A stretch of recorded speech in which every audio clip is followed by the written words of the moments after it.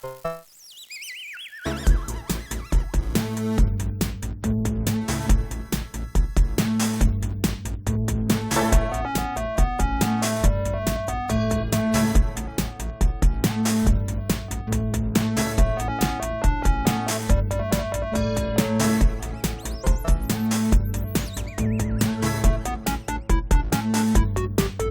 mundo que viene regresa en un nuevo espacio y con igual número de incógnitas.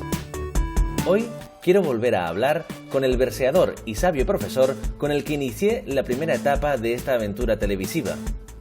Con una artista total que se convirtió de nuevo en visionaria con un corto que unía a César Manrique con Werner Herzog. Con el productor de eventos que consiguió levantar en Tenerife uno de los pocos festivales veraniegos que tuvieron lugar en España este año. Y con un pintor centrado en llenar de sushi su particular visión de los bodegones del siglo XVII. Sus voces nos ayudarán a conocer mejor el mundo que viene.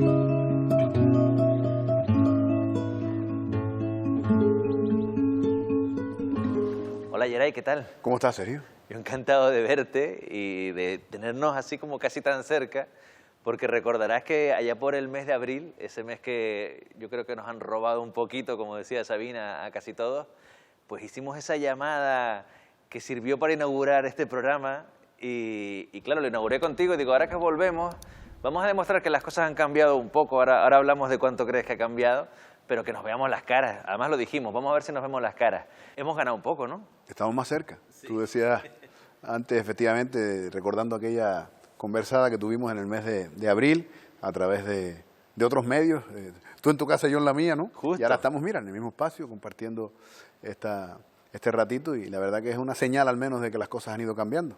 ¿Crees que usando ese dicho al que todos nos agarramos, hemos salido mejores? Mira, yo te confieso que yo era de los que pensaba que sí, que así iba a ser, ¿no? Yo estaba convencido de que una situación tan extrema como la que vivimos y estamos viviendo nos iba a obligar tarde o temprano a repensar muchas cosas. Y tengo la impresión de que quizás colectivamente tengo la impresión de que el cambio no ha sido tan sensible como podíamos suponer en el mes de abril. Te iba a comentar que esto ha sacado alguna cochinada de nosotros mismos, ¿no? Como Sí, seres humanos, digo. Desde luego. Y en Canarias concretamente, en estos últimos tiempos, han pasado cosas que yo creo que no esperábamos ver en una tierra como esta, que ha tenido un determinado comportamiento con ciertas circunstancias que la verdad que nos ha desconcertado, ¿no? Sí, pero Canarias e intolerancia no parecían palabras que nos gustase ver juntas, ¿no? Tú que juegas con las palabras, esas dos no las admitías. La verdad que no, que siempre pensamos eso, pero quizás cometimos el error de creernos a salvo, ¿no? de los peligros que acechan, digamos, los instintos más primarios del ser humano, de querer defender o creer defender de esa manera algo que tampoco le pertenece, ¿no? He recordado mucho una maravillosa canción del gran Jorge Drexler que se llama Movimiento, que dice aquello de yo no soy de aquí, pero tú tampoco, ¿no? De ningún lado del todo y de todos lados un poco. Yo no soy de aquí, pero tú tampoco, de ningún lado del todo, de todos lados un poco. Y Yeray, salimos a eso que se fueron inventando términos y nosotros los adoptábamos, ¿no? Salimos a eso de la nueva normalidad y yo no sé si nos ha gustado la nueva normalidad. De hecho, ya algunos ni la mencionan, ¿no? Dicen, denme otra. Sí. Esta nueva no, otra. Sí. Tengo la impresión de que, por supuesto lo digo con el mayor respeto y el mayor tacto, pero tengo la impresión a veces, Sergio, de que estamos siendo personajes de una suerte de guión que alguien ha escrito, alguien bastante malévolo. Si no nos vemos luego, buenos días, buenas tardes y buenas noches.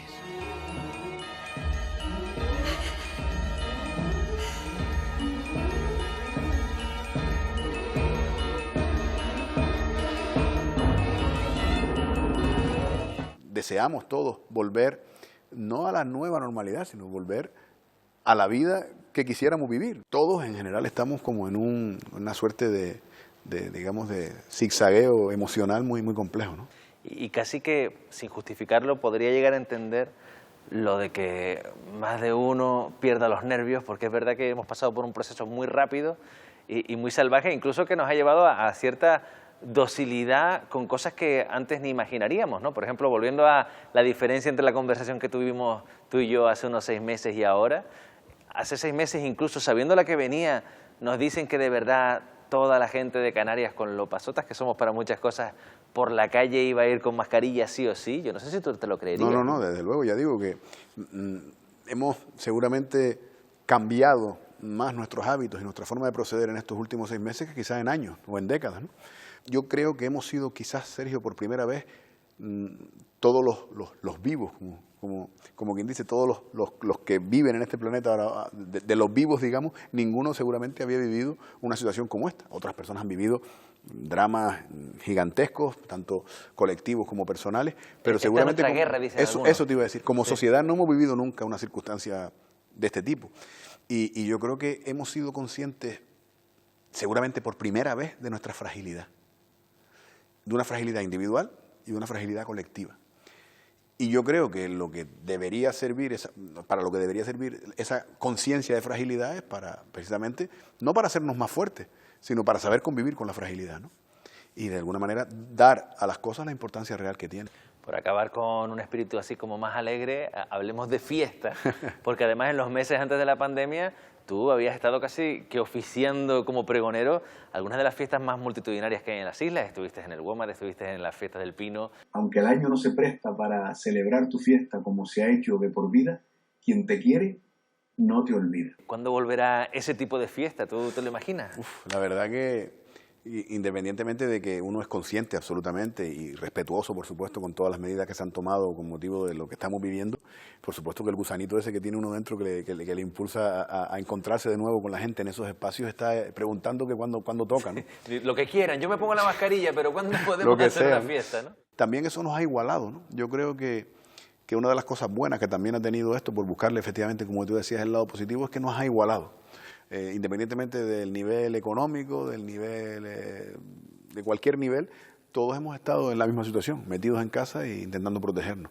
Y yo creo que eso, pues, también nos ha igualado. Yo sigo creyendo en nuestra colectividad, sigo creyendo que somos capaces, y lo hemos demostrado muchas veces, de hacer las cosas bien cuando nos toca. Y ojalá, Sergio, que pese a que nos hemos decepcionado un poco con algunos comportamientos en general, ojalá que aprendamos. Todavía estamos a tiempo, siempre se está a tiempo de aprender, siempre. Pues Geray, si algo nos ha enseñado este año, más que nunca, siempre sabíamos que nunca se puede adivinar el futuro, pero es que ahora el futuro es más incierto que nunca. Y yo no sé qué pasará de aquí a 6 meses, ni siquiera sé si estaremos aquí con una ventana televisiva, pero lo que sé es que si la tenemos, nos tendremos que volver a ver porque ya eres oficialmente el talismán con el que tiene que comenzar siempre cada etapa del mundo que viene. Por supuesto, para mí será un honor y el compromiso que podemos hacer es que dentro de 6 meses conversamos otra vez. Sí. Si lo podemos poner por la tele bien con y si o no, sin cámara, ¿no? Y si no, se lo pierde. Pero esa conversada queda pendiente. Però, catenazzo che donna sei. Io delle donne non mi fido, il corteggiamento è un rito, troppo spesso si finisce che una donna ti tradisce. Hola Cayetana, ¿cómo estás? Hello, Sergio. Aquí pasando frío en Barcelona. Es lo que tiene haberte ido tan lejos, pero bueno, aquí estoy yo para intentarte tener un poco más cerca de las islas, de tus islas, Sí. y para celebrar, entre otras cosas, tu nuevo triunfo en el certamen de Visionaria. Yo no sé, porque sabes que las murgas, si ganan varias veces, se convierten en las filarmónicas y no les dejan competir. Tú ya vas a ser la filarmónica de Visionaria, ¿no? Bueno, la gente me dice que le tengo cogido el truco. Yo creo que no va de eso, sino que le he hecho muchas horas y muchos días. El reto era curioso y nos trae mucho a muchas de las cosas que discutimos aquí en el mundo que viene, ¿no? En este caso, el tema propuesto era interiores, porque además se lanzó la convocatoria en toda la crudeza del confinamiento y había que mirar para adentro, ¿no? Pero hablando de rodar en confinamiento, ¿tú cómo lo ves? Porque se hicieron algunas cosas. ¿Crees que se estimuló esa imaginación a partir de las restricciones que teníamos? Hombre, claro, yo creo que se abrió mucho el campo. Estábamos encerrados en casa, sin embargo, Yo, por ejemplo, que soy de estar grabando todo el rato, no grabé, me dediqué a robar de internet, que era lo que estabas haciendo todo el rato en internet, viendo pelis, viendo cosas, y creo que esa fue la puerta que se me abrió a mí, que no la había visto todavía, porque como siempre estaba fuera, no tenía la necesidad esa de coger sin hacer. Y encontraste y dijiste, bueno, interiores, en mi caso, me puede valer el interior de un volcán de Lanzarote, por ejemplo. Claro, yo me lo llevé a eso, pero la movida es que en medio del Festival de Visionaria, el primer corto que hice del tema que estoy haciendo ahora, que es recuperar la memoria histórica canaria, pero en temas culturales, ficcionando. Entonces, he empezado una serie que empecé con Warhol y con mi tío Antonio, y esta segunda parte pues la hice con Herzog, que es uno de mis directores favoritos. Y se trata de traer un personaje de fuera que se viene a Canarias y se queda un poco pues prendado de todo lo que hay aquí, y eso influye en su arte, y siempre hay que meter un personaje de fuera y un personaje de dentro. Entonces en esta ocasión, como era Lanzarote, pues tuvo que ser César Manrique. Sí. Pero cuéntanos la historia, porque tú dices que esto es ficcionado, pero es parte de una realidad. Es decir, Werner Herzog rodó una de sus películas en Lanzarote, ¿no? Claro, es que él, no sé cómo, yo me lo inventé, ¿no? Pero él vino a Lanzarote y rodó una película con, como digo yo, unos enanos malignos. Entonces, en el proceso de la película, estos enanos crean una revolución y se van cargando todo lo que encuentran de por medio. ¡Pesque, pesque! ¡Pesque, pesque!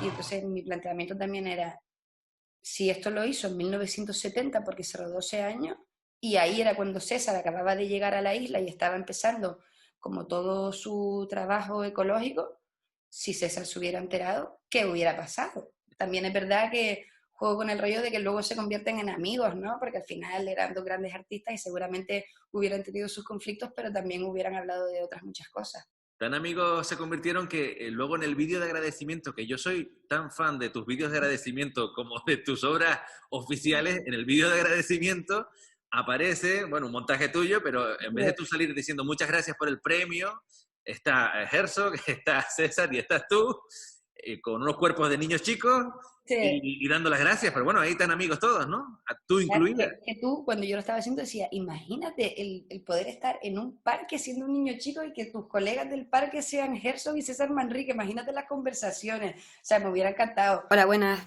mi nombre es Cayetana Checuyás. Quiero agradecer a la 10ª edición del Festival de Cine Visionaria el haberme concedido el primer premio con el cortometraje Herzog que estuvo aquí. Este cortometraje forma parte de una serie que he empezado con personajes que pasaron por las islas, basados en las obras de collage de mi tío, Antonio Cuyacome. Bueno, pues como ha quedado demostrado, una de mis preguntas recurrentes tiene que ver con la creatividad de la gente en este momento en el que a veces la gente se bloquea, pero veo que tú has ido bien, tú has seguido creando, ¿no, Cayetana? Sí, yo de hecho en el coronavirus estuve pintando un montón y luego aparte hice este corto que aunque dura 1 minuto y medio, tardé 2 meses en hacerlo, y luego hice otro corto que era para un festival de cine de coronavirus en Madrid, en Matadero, en el cual no me cogieron en la selección, pero también tardé mucho en hacerlo y tampoco tenía nada que ver con el coronavirus. Simplemente yo en el coronavirus, en vez de hablar en sí del coronavirus, pues me fui más a las profundidades, por así decirlo. Y no quiero acabar sin hablar de tu gran obra o lo que te está ocupando desde hace ya muchísimo tiempo y además una mezcla de pasión artística y de pasión familiar, ¿no? Y de una historia que tú tienes en la cabeza y la quieres contar y compartir con la gente. Háblame de tu tío y de esa película sobre tu tío que estás ultimando ya. Pues mi tío Antonio era diseñador, bueno, él tocaba como todos los palos, ¿no? Foto, diseño, tal, y en Italia como se especializó en la moda. Su hazaña así más grande fue que le levantó la moda de hombre a Valentino en los años 80, cuando en Valentino solo había moda de mujer. Él entró y aquello subió como la espuma. Yo siempre de pequeña pues he visto en casa de mis familiares, porque también tengo en mi familia pues otros pintores como Tomás Gómez Bosch, ¿no? Siempre han habido obras de arte, y de mi tío siempre ha habido como diseños por ahí sueltos, fotos hechas por él, y pues siempre he pensado, no entiendo qué hace todo esto aquí, que está tan bien y solo lo estamos viendo nosotros y no lo está viendo nadie más. Entonces la idea es un poco sacar la obra de mi tío a la luz y sobre todo que, aunque vivía en Italia y se desarrolló ahí, su inspiración siempre venía de Canarias. Entonces pues yo como que estoy recogiendo todos los temas de la memoria nuestra y pues plasmándolos en la obra. Pues si te parece, Cayetana, yo voy a apostar en este año en el que cuando lo estemos resumiendo, va a costar que la gente no centre todos los resúmenes en la pandemia, porque también nos guardemos un huequito y sea el año recordado por ese año en el que César Manrique le pegó una paliza a Bernard Herzog, y también por el año en el que por fin la gente, el mundo, pudo conocer más la obra de tu tío a través de esa película que estás ultimando. Vamos a por ello, ¿eh? Muchísimas gracias. De nada, gracias a ti.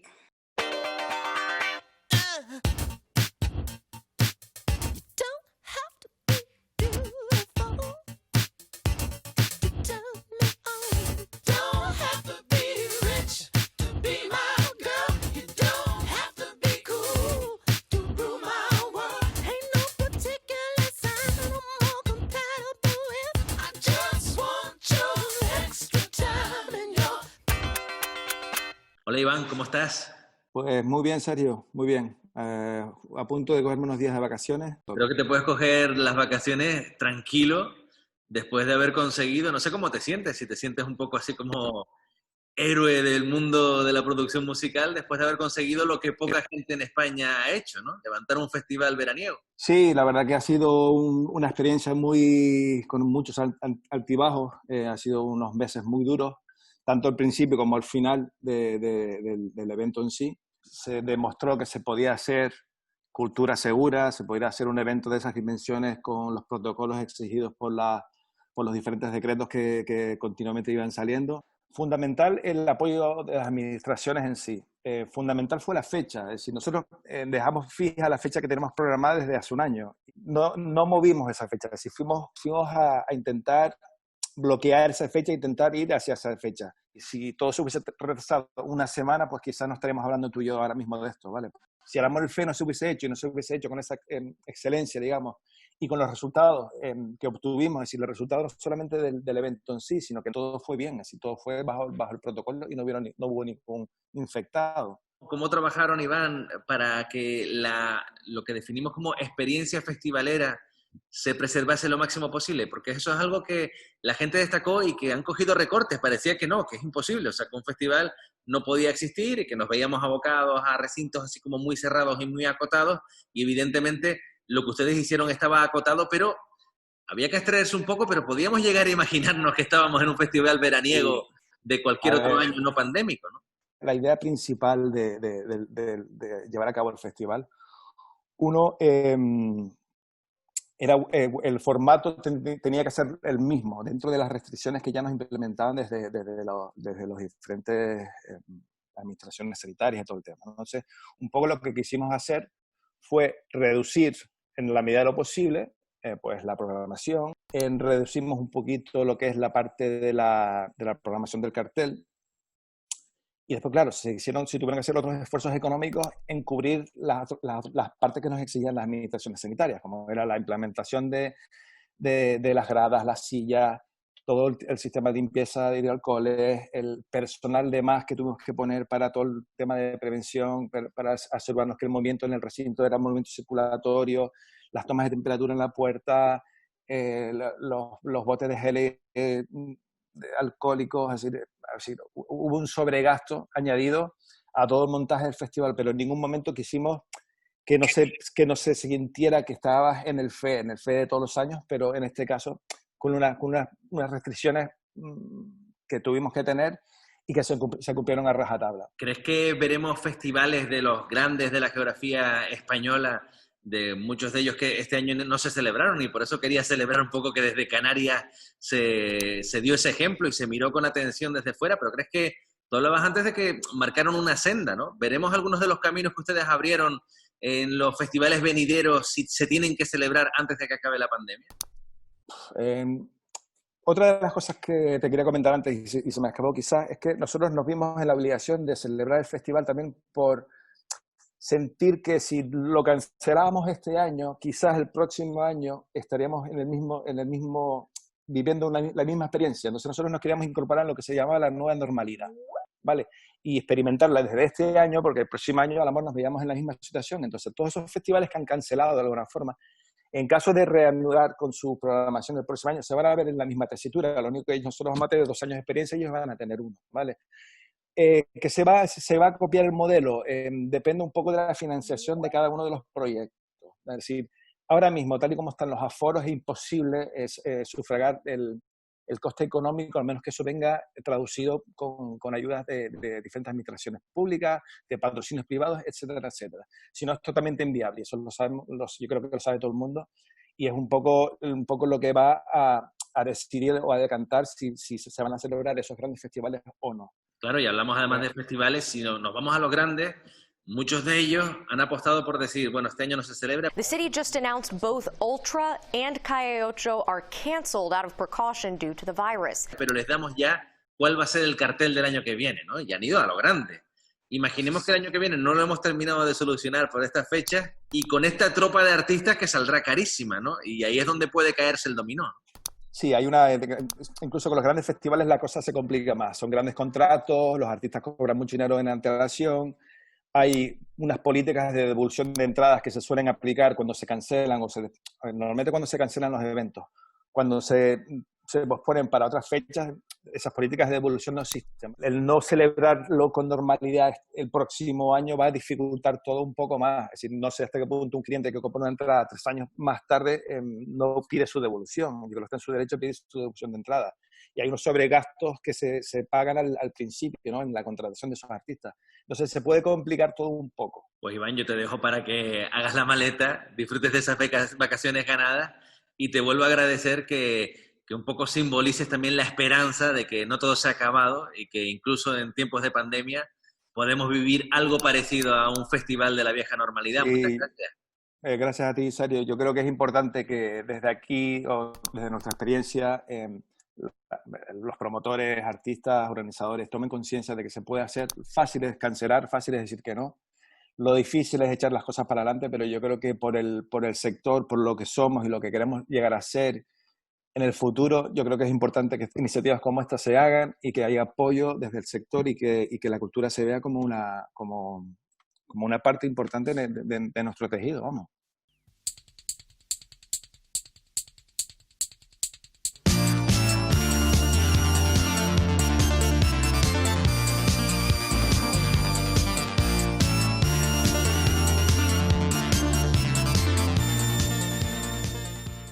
Hola Fernando, ¿qué tal?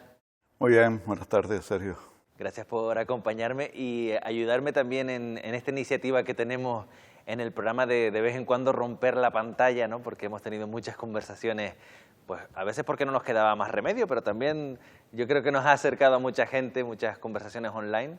Tú en lo que va de año también has tenido más conversaciones virtuales de las que recomendaría cualquier doctor en sus cabales. No, afortunadamente, salvo con mi familia, realmente un par de ellas, el resto yo he seguido más o menos con mi vida normal. Hablar yo hablo poco, salvo con las modelos que están deambulando en mi taller, pero con nadie más. De todas maneras, no sé si estás en tu etapa más zen, ¿no?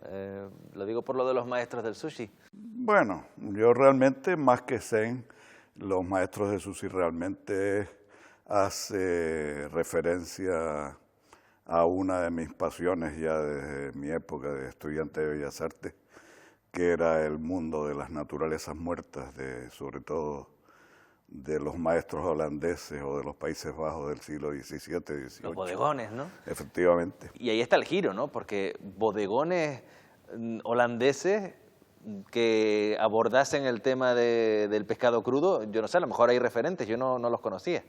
Hombre, hay algunos, sobre todo en el barroco español, Sánchez Cotán, hemos de pensar, que pintó en su momento trozos de pescado, de salmón concretamente. De hecho, copié directamente uno de los bodegones de Sánchez Cotán, que está expuesto en la Fundación Canaria para el Desarrollo de la Pintura.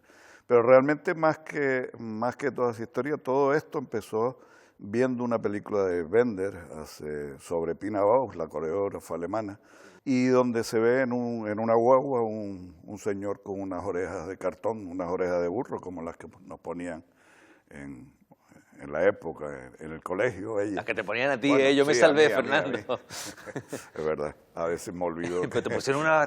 No, nunca me las llegaron a poner, pero eran esos referentes que todos sabíamos, y entonces iba una persona en la guagua con esas orejas, y empecé a darle vueltas a una idea. Lo que pasa es que mi mundo en concreto se va complicando a medida que voy trabajando, y empecé a hacer Mickey Mouse. Esos Mickey Mouse se transformaron en una especie de animales gatunos, o con apariencia gatuna, vamos a decirlo así.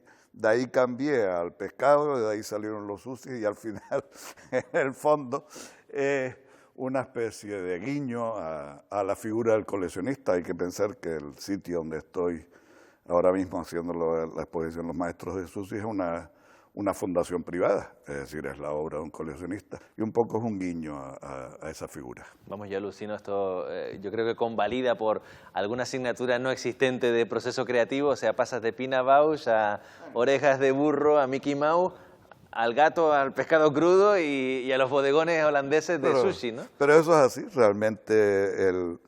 Si yo cuando empiezo una obra nunca sé cómo va a acabar. Lo importante para mí es el proceso del trabajo, y el resultado final, pues a veces una cosa, en otras ocasiones, pues suele ser afortunadamente otra bien distinta. Y decías que hacías guiños a los gabinetes también, no sé si concretamente en esta exposición ahora tal cual está abierta, pero si te gustaría que siempre se expusiera así, es decir, no solamente es lo pintado, sino la forma en la que se cuelgan los mismos cuadros así acumulados, ¿no?, en la pared. Bueno, eso de todas formas ya lo decían en su momento. Hay que pensar que yo al principio de mi carrera, vamos a decirlo así, tuve muchísima relación con el mundo del ballet y con el mundo del teatro. Y quieras que no, ese pozo ahí va quedando, y de alguna manera cuando te planteas una exposición en concreto para este sitio, pues lo planteé de esa forma, en forma de gabinete. Yo no pretendo ni mucho menos que se reproduzca siempre así. Hay que pensar que son casi 100 cuadros de pequeño y mediano formato, y yo creo que no hay espacio que lo aguante, salvo espacios muy concretos y muy determinados. Además, Fernando, lo que sí me interesa mucho de lo que has hecho, porque este programa se llama El Mundo que Viene, muchas veces miramos hacia el futuro o cómo está el presente que tenemos condicionando nuestro futuro, pero tú, como decías, yo he ido a lo mío, yo iba pintando, y sobre todo has hecho una cosa que pues tiene muchos elementos contemporáneos, pero has mirado descaradamente al pasado, desde la manera de retratar al objeto a la manera de exponerlo, ¿no? Yo creo que lo he hecho siempre, vaya. Lo que no puedo olvidar es de dónde vengo. A mí por lo menos me resulta, si no imposible, sí por lo menos muy difícil. Y son constantes que en ocasiones se repiten, a veces dan saltos aparentemente bruscos, pero no sé exactamente quién lo decía en su momento, que los artistas al fin y al cabo, o los pintores en concreto, siempre estamos reproduciendo el mismo cuadro. Lo que pasa es que adquiere formas diferentes en cada momento. Bueno, pues ese pintor sigue pintando, sigue exponiendo, incluso en un año donde las cosas han estado un poco más complicadas, así que, Fernando, de momento yo no sé si podemos declararte inmune a pandemias en cuanto a tu concentración con la profesión, pero supongo que, como todos, preocupado por algunas cosas, ¿no?, que tienen que ver, digo, centrados en tu aspecto profesional y artístico, ¿no? Evidentemente las cosas están cambiando, eso es inevitable. No, eso sin duda, y el mundo, para bien o para mal, ha cambiado totalmente. Pero yo, como de natural me considero una persona muy optimista, creo que saldremos para adelante de la mejor manera posible, seguro. Pues Fernando Álamo, la próxima nos vemos en un restaurante japonés. Sin duda. Invito yo y eliges tú. Bueno, venga, en eso quedamos. Muchas gracias. Muchas gracias. A ti. Geray, te voy a hacer un pequeño atraco, ya que estás aquí, ya que Claro. has venido a esta casa que no es mi casa, pero que va a ser casa nuestra durante mucho tiempo. Vamos a coronarlo con una décima así cantada. ¿Qué podemos hacer que sirva para inaugurar también el mundo que viene? Vale, pues el mundo que viene. Vamos a ver si soy capaz de de resumir más o menos lo que he podido decirte en la entrevista en alguna décima, en una o dos décimas, y terminar diciendo el mundo que viene. Venga, o para ese mundo que viene, o hacia ese mundo que viene. Reto lanzado y, como siempre, por supuesto, improvisación por delante. Sí, Aquí no hay que por preparar supuesto, nada. por supuesto.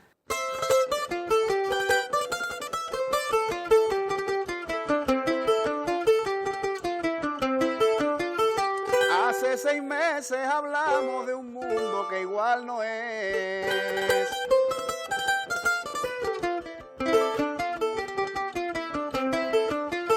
Hace 6 meses hablamos de un mundo que igual no es, y ahora 6 meses después otra vez lo repensamos. De esa forma inauguramos un programa que conviene.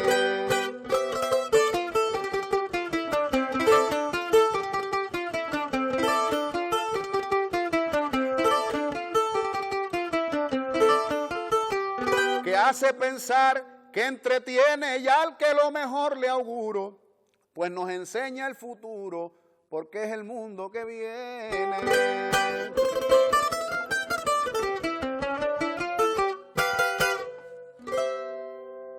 Hey.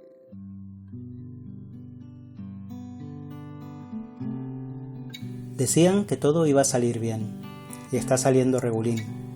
Decían que íbamos a salir mejores de esta. Todavía está por ver. Esta crisis lo peor que ha sacado es el odio. Ese odio que se ha cristalizado de manera dolorosa de nuevo en las personas migrantes. Y es que algunas personas necesitan de la existencia de alguien extranjero. Habría que preguntarse qué es ser extranjero, si no somos todos y todas extranjeros fuera de nuestros cuerpos. Pero no, necesitamos trazar fronteras y que los demás queden lejos de ellas para tener un otro al que poder culpar de nuestras miserias. No puede ser que en estas islas, que son nuestro hogar, se oiga un murmullo racista y xenófobo, porque antes nosotros nos fuimos en barcos fantasmas en busca de una oportunidad, esa que hoy tenemos la obligación moral de proporcionar.